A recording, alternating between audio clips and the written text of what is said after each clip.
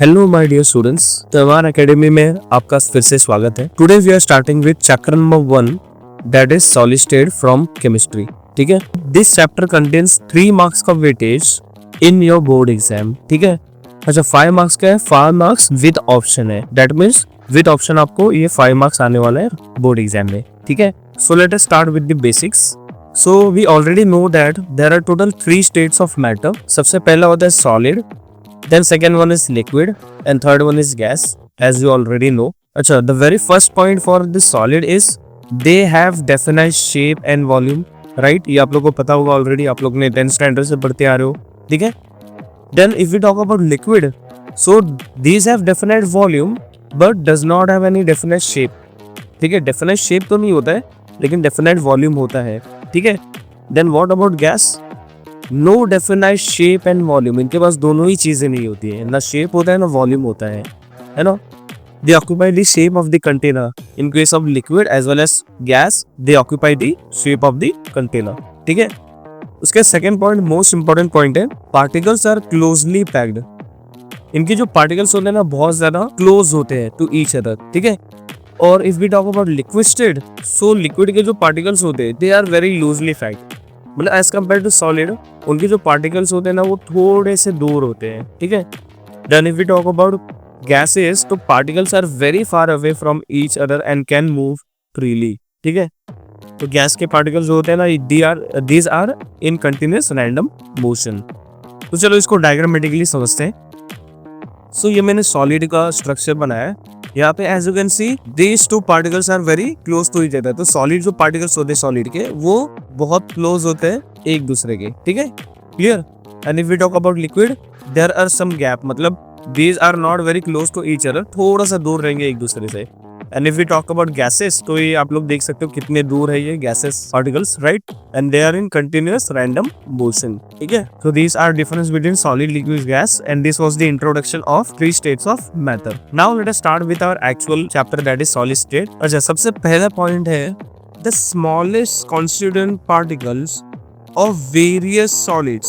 कोई भी सॉलिड हो उनके स्मॉलेस्ट कॉन्स्टिट्यूएंट पार्टिकल्स को हम लोग क्या बोलते हैं, या फिर वो एटम हो सकते हैं, और दे माइट बी आयंस, और दे कैन बी मॉलिक्यूल्स। ये 3 चीज हो सकते हैं। But for this chapter we will be considering these particles as only particles. ठीक है, मतलब ये पार्टिकल्स को हम पार्टिकल्स ही बोलेंगे।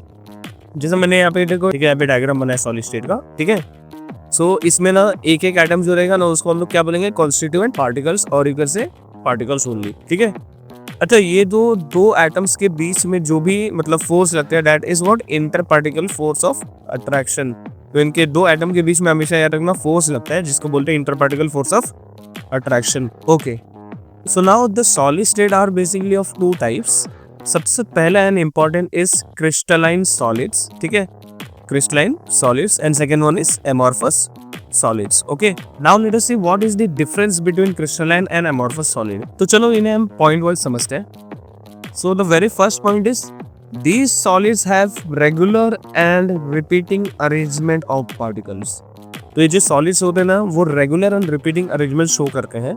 मतलब जैसे मैंने यहाँ पे सॉलिड स्टेट का डायग्राम बनाया हुआ है, this is a type of crystalline solid जहाँ पे हर एक एटम के बाद ही अरेंज किया गया है। देखो परफेक्टली अरेंज है, पीरियोडिक अरेंजमेंट है, right. In case of amorphous solid, this solids have irregular and random arrangement of particles. तो जो एमॉर्फस सॉलिड है ये तो ऐसा दिखता है, पहले ये बेसिकली क्या हो रहा है, रेगुलरली अरेंज था, फिर उसके बाद अचानक से ये रैंडम हो गया, ऊपर आ गया, राइट। तो this is not a periodic arrangement, regular arrangement. ठीक है, ये है amorphous solid. Okay, so next point is they have long range order in the arrangement of particles. As I have already said, तो उनके पास long range order होता है, that means ये continuous होते हैं। ठीक है, and in case of amorphous solid they have only short range order in the arrangement of the particles. तो यहाँ पे उनका शॉर्ट रेंज होता है, कुछ एटम अरेंज रहेंगे एक के बाद एक, देन उसके बाद उनका अरेंजमेंट डिफरेंट हो जाएगा। ठीक है, so this is the second point of amorphous solid. Now let us see the third point of difference. So they have a definite and well shaped geometry. उनका जो शेप होता है ना ये एकदम परफेक्ट होता है, ऑर्गेनाइज होता है। ठीक है, then in case of amorphous solid they do not have a definite shape and can change shape slowly over the time. तो कुछ टाइम बाद ये लोग अपना शेप चेंज भी कर सकते हैं। ठीक है, ये टाइप ऑफ सॉलिड, इनके पास कोई डेफिनेट शेप नहीं होता amorphous solid के पास। Then fourth point is they have a sharp and fixed melting point. ठीक है. While if we talk about amorphous solid, these solid melt over a range of temperature. या अच्छा, fifth point क्या है? They are anisotropic in nature, है ना, meaning their properties vary in different directions. अब ये कौन से properties ये हम आगे समझेंगे. तो basically the crystalline solids are anisotropic and the amorphous solids are isotropic. चलो इसे समझते हैं, isotropic and anisotropic क्या होता है. उससे पहले एक लास्ट पॉइंट देख लेते हैं, that is examples of crystalline and amorphous solid. तो अगर क्रिस्टलाइन सॉलिड के एग्जांपल की बात करें तो it includes all the salts such as NaCl हो गया, CuCl2 हो गया, देन क्वार्ट्ज हो गया, सिलिका से जो बनता है, डायमंड हो गया. These are all types of crystalline solid.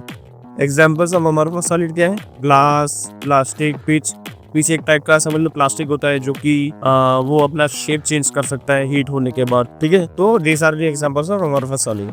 Now जैसे मैंने बताया आपको कि एनाइसोट्रॉपी होता क्या बेसिकली. सो ये जो है ये बेसिकली कौन से सॉलिड्स दिखाते हैं, शो करते हैं? Crystalline solid. तो ये होता क्या है? It is a property of a solid by which it shows different physical properties in different directions. ये एक प्रॉपर्टी होता है इस टाइप ऑफ सॉलिड का जहां पर ये डिफरेंट फिजिकल प्रॉपर्टीज हो गए हैं जब इनको मेजर किया जाएगा डिफरेंट डायरेक्शन में. क्लियर?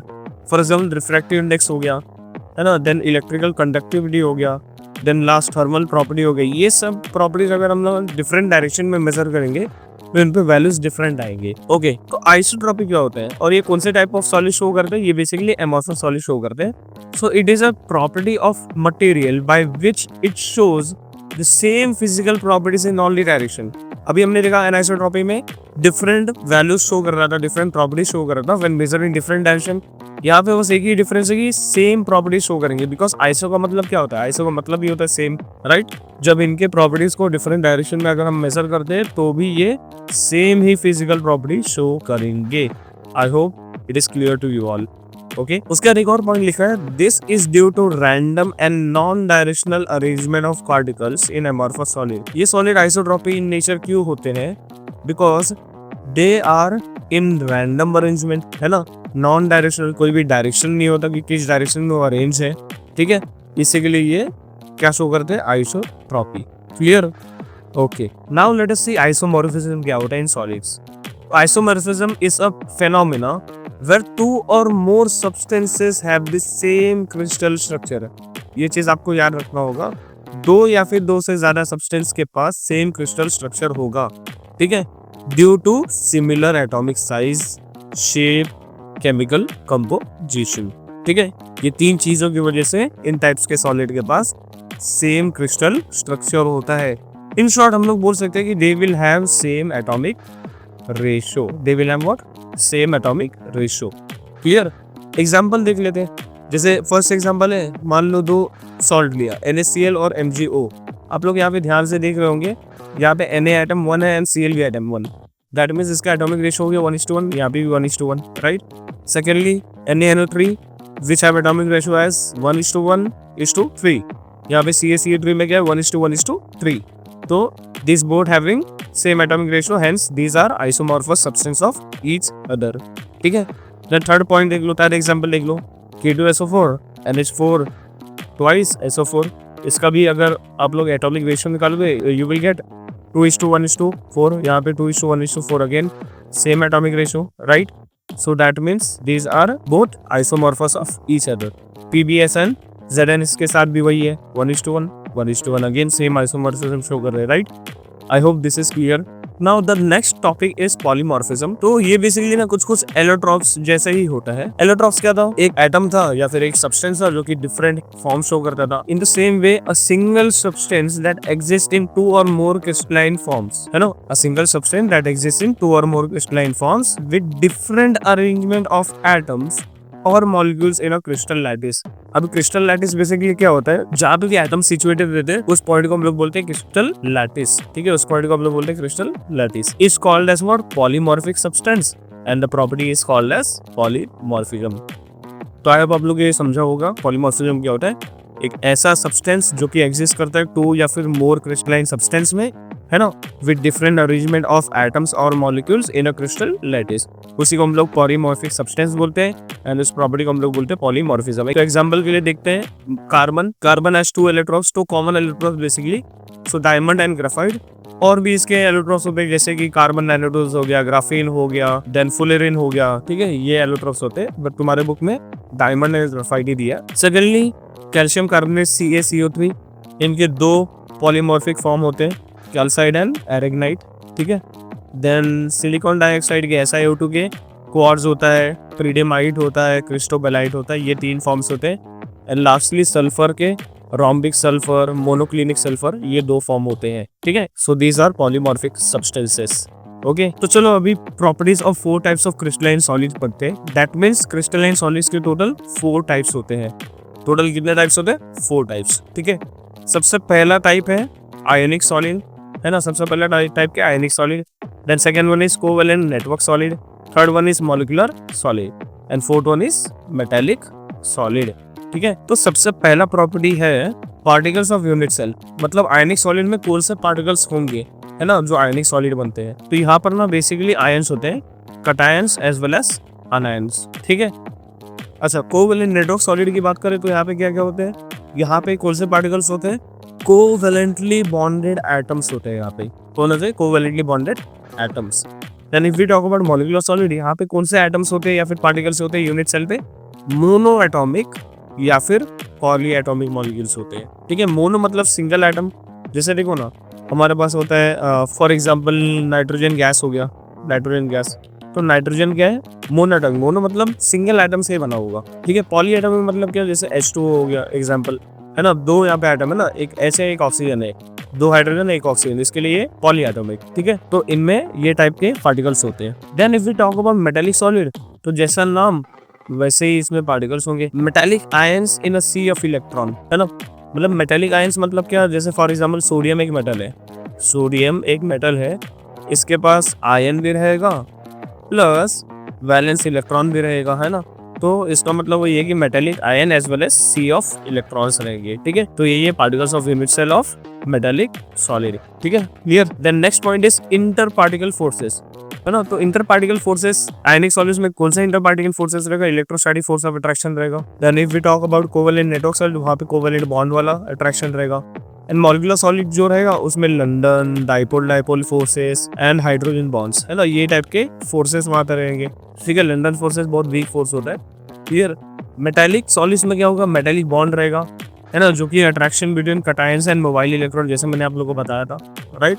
सो जो the inter particle forces in these 4 types of solids. उसके बाद अगर हार्डनेस की बात करें तो जो आयनिक सॉलिड्स होते हैं वो हार्ड एंड ब्रिटल होते हैं, मतलब बहुत ज्यादा हार्ड होते हैं। ब्रिटल मतलब ग्लास की तरह, अगर वो गिरे तो फूट जाएंगे, ठीक है। Then covalent network solids are very hard. और मॉलिक्यूलर सॉलिड की बात करें तो ये बहुत ज्यादा सॉफ्ट होते हैं, उनको डायरेक्टली तोड़ सकते हैं, है ना। Then if we talk about metallic solid, ये वेरी करते हैं basically from soft to very hard. जैसे फॉर एग्जांपल सोडियम मेटल है वो सॉफ्ट होता है ना। और जैसे फॉर एग्जांपल आयन हो गया, कोबाल्ट हो गया, निकल हो गया, ये बहुत ज़्यादा हार्ड होते हैं, राइट। तो इसलिए इनका जो हार्डनेस हो it is variable from soft to very hard. Melting point की अगर बात करते हैं, मेल्टिंग पॉइंट की, सो आयनिक सॉलिड में हाई होता है, that is 600 degree Celsius to 3000 degree Celsius तक रेंज कर सकता है इनका melting point. And if we talk about covalent network solid, इनका सबसे ज़्यादा होता है क्योंकि दीज आर वेरी हार्ड, है ना।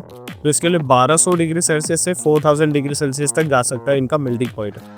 If we talk about molecular solid, ये बहुत ज़्यादा सॉफ्ट होता है, इसके लिए इनका लो होता है कंपैरेटिवली, -272 डिग्री सेल्सियस से 400 डिग्री सेल्सियस तक ही जाता है इनका melting point. Then if we talk about metallic solid, क्योंकि ये सॉफ्ट से वेरी हार्ड हो सकते हैं तो इनका रेंज भी वही रहेगा, -39 डिग्री सेल्सियस से 3400 डिग्री सेल्सियस तक इनका मेल्टिंग पॉइंट रेंज करता है। देन फिफ्थ पॉइंट क्या है? Thermal and electrical conductivity. तो आयनिक सॉलिड जो होते हैं ना वो पुअर कंडक्टर ऑफ इलेक्ट्रिसिटी होते हैं इन सॉलिड स्टेट। ये चीज याद रखो, ये सॉलिड स्टेट में तो पुअर कंडक्टर रहते हैं, लेकिन good conductor of electricity when melted और dissolved in water. For example नमक है, सॉल्ट, दैट इज NaCl, वो एक आयनिक सॉलिड है, उसमें अगर इलेक्ट्रिसिटी पास करेंगे तो वो कंडक्ट नहीं करेगा, है ना। बट अगर उसको ना पानी में मिला दे, है ना, पानी में मिला दे, एक्वस सॉल्यूशन ऑफ NaCl बना दे, तो वो इलेक्ट्रिसिटी कंडक्ट करेगा, वही यहाँ पे लिखा है ना। तो आयनिक सॉलिड जो होते हैं ना वो अपने लिक्विड स्टेट में क्या करते हैं? इलेक्ट्रिसिटी कंडक्ट कर सकते हैं, क्लियर। तो कोवेलेंट नेटवर्क सॉलिड की बात करें तो generally these are very poor conductor of electricity. Exception एक है ग्राफाइट, जो कि गुड कंडक्टर ऑफ इलेक्ट्रिसिटी होता है। डायमंड की बात करें तो it is a good conductor of heat, ठीक ठीक है।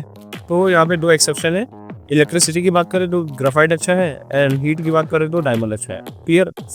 देन मॉलिक्यूलर सॉलिड में these are poor conductor of heat and electricity. Molecular solid में कंडक्टिविटी होता नहीं है, ना हीट का ना इलेक्ट्रिसिटी का। एंड मेटल तो आपको पता ही है हमेशा से कि these are very good conductor of heat and electricity. चलो इनके एग्जांपल्स देख लेते हैं। So in ionic solids there are 2 examples दिया है जो हमें बेसिकली बहुत सारे सॉल्ट्स हो सकते हैं, जितने भी सॉल्ट्स रहेंगे वो आयनिक सॉलिड रहेंगे। यहाँ पे 2 एग्जांपल है, NaCl and CaF2। Then covalent network solid में डायमंड और सिलिका एग्जांपल है। देन मॉलिक्यूलर सॉलिड में आइस हो गया, वाटर का सॉलिड फॉर्म, बेंजोइक एसिड हो गया, this are molecular solid. Then metallic solid में sodium, magnesium, copper, gold etcetera. So these are the properties of 4 types of crystalline solids. Clear. Okay, तो I hope ये video आपको बहुत ज़्यादा पसंद आया होगा। अगर ये वीडियो आपको पसंद आया तो इसे लाइक कर देना एंड चैनल को भी सब्सक्राइब कर देना, क्योंकि हम यहाँ वही सिखाते हैं जो आप सीखना चाहते हैं।